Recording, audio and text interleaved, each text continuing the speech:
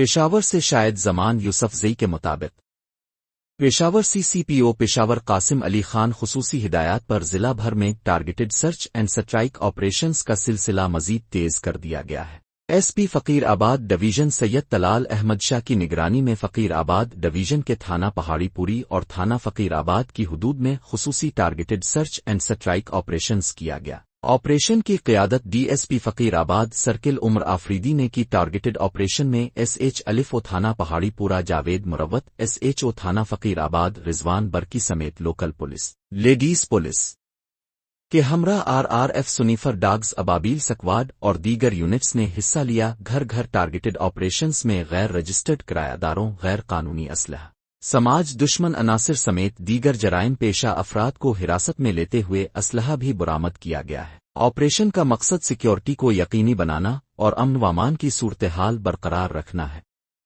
CCPO Peshawar Qasim Ali Khan की हिदायत पर सूबाई दारुल हुकूमत पेशावर में अमन व अमान की सूरत-ए-हाल को बरकरार रखने के लिए मुअस्सर हिकमत अमली के तहत targeted search and strike operations का सिलसिला जारी है, जिसकी बना पर फकीर आबाद डिवीजन के थाना पहाड़ीपुरा और थाना फकीर आबाद की हुदूद में targeted search and strike operation किया गया।